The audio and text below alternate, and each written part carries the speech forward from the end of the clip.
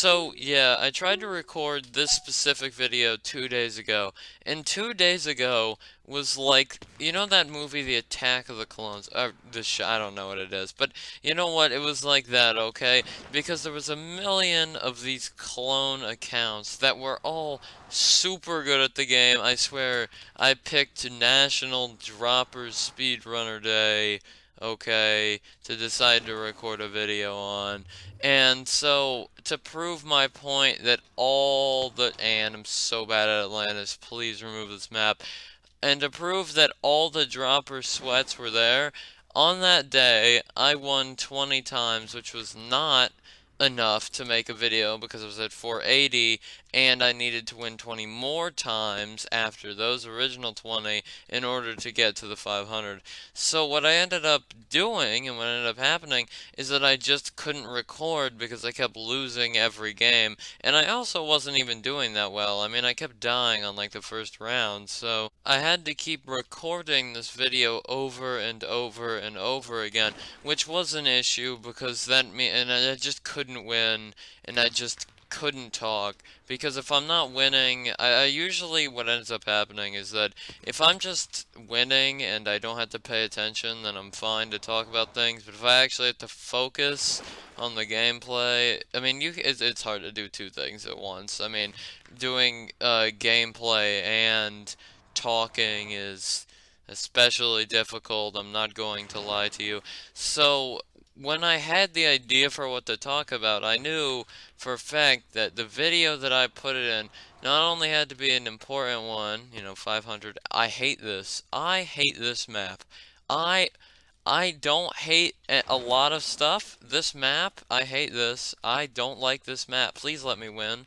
I still win. I'm so good at video games. Anyways, it was about 2 years ago. I have been a fan of the Five Nights at Freddy's series ever since it came out. At least I think so. Actually, no, I wouldn't say that. I only became a fan of it after the release of Sister Location. I mean, I knew about the series prior to it, but I just never really, horror is not my thing. It never has been. And at the time, I was just like, yeah, it's not for me. I don't really care enough to play that. I have better things to do. So, I recently got into FNAF in like the past 2 years. So, there is a website online, uh, called Scratch, and I, it's just like, it's the most, I wanted to code a game as a joke for my friends, okay? Because, I told them, what if I coded my own FNAF game?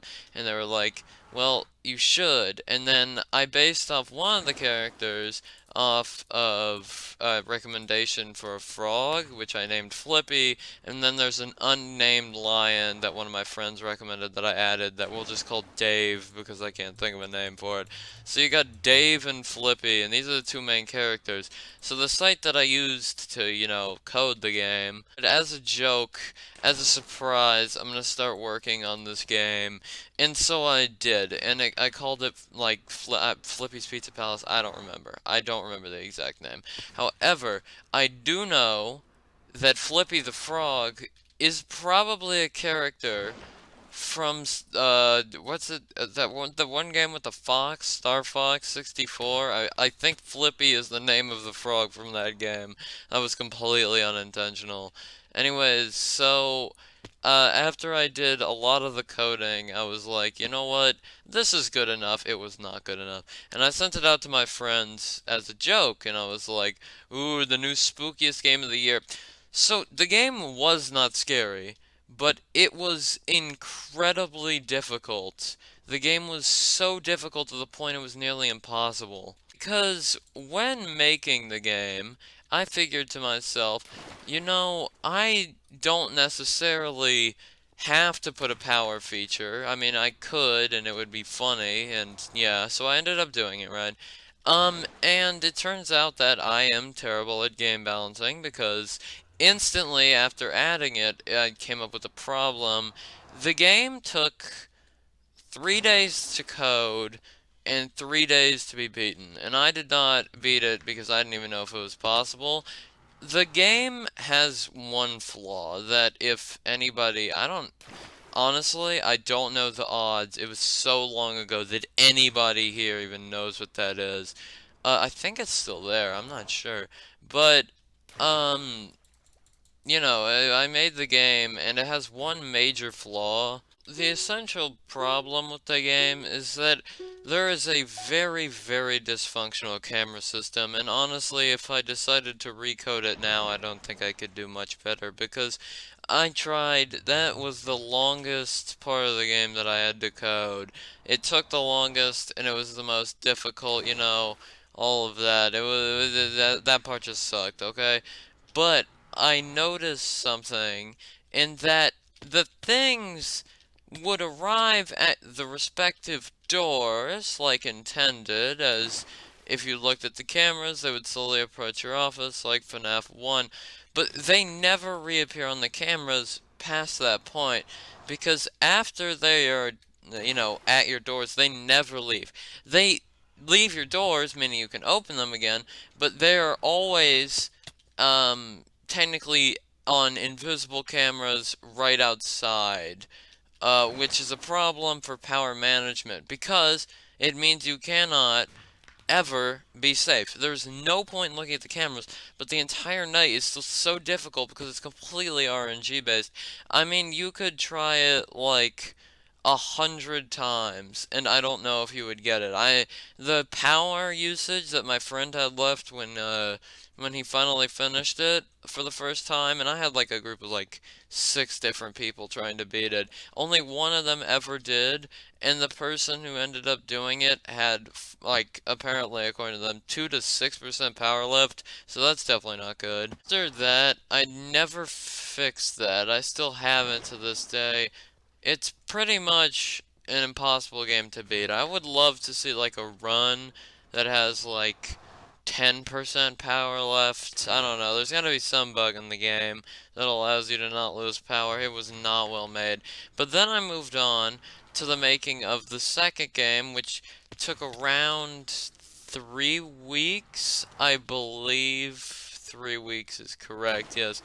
And it took 3 hours to be beaten instead of about 3 days because the game was simply too easy. I added a massive amount of features. I mean, I added the mask from FNAF 2 and a feature that I thought of on my own of being able to like turn around in the room.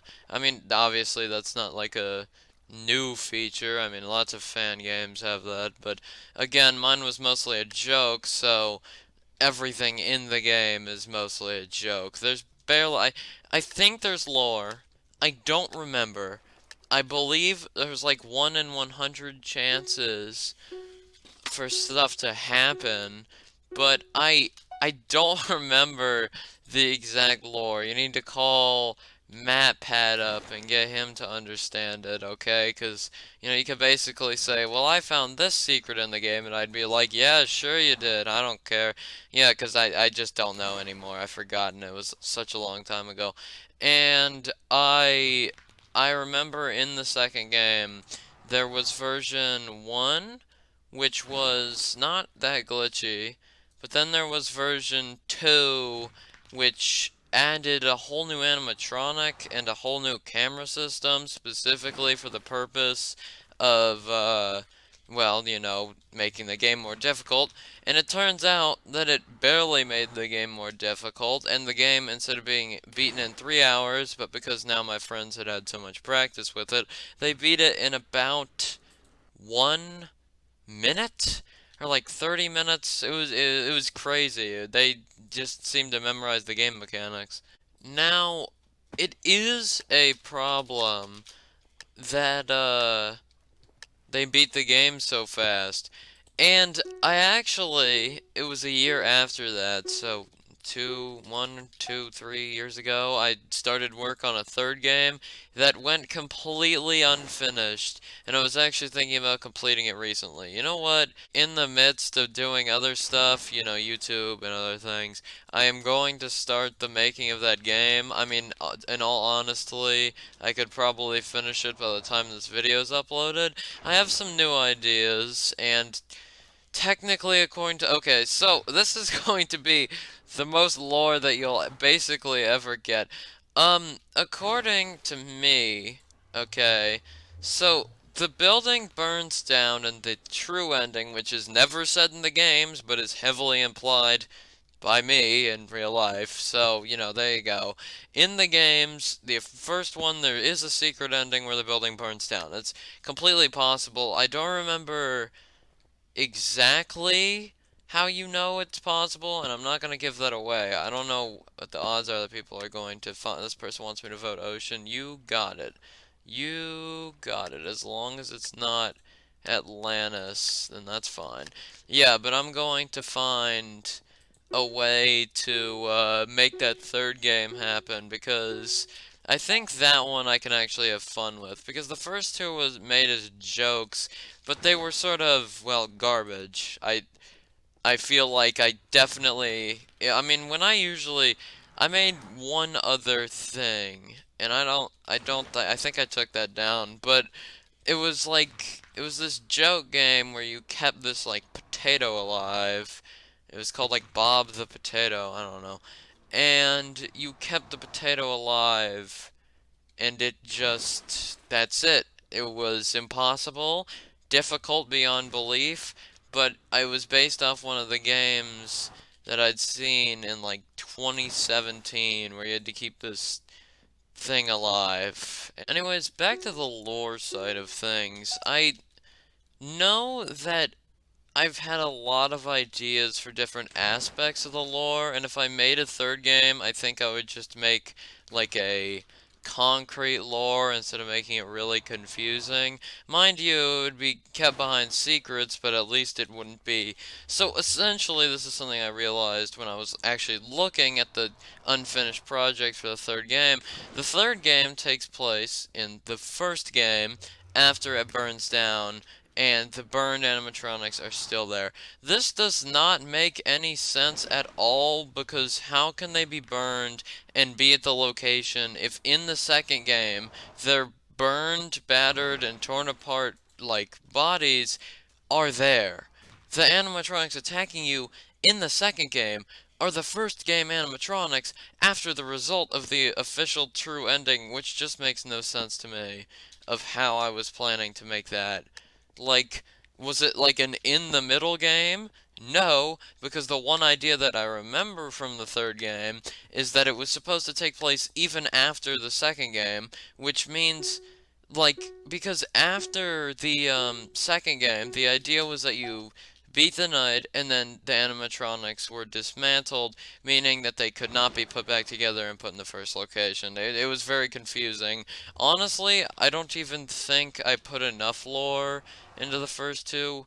I mean, it's just like one night, and in that one night, there's like, I, for the first and second games combined, there was, there was two secrets, two 1 in 100 chances that are still in the game, and then there was also one of the, there was a thing in one of the rooms in the first or second game that if you did something to it, I think clicked it, it would display a message, but I deleted that because I didn't like it, and I don't think at the time it fit into the story, which now makes absolutely no sense.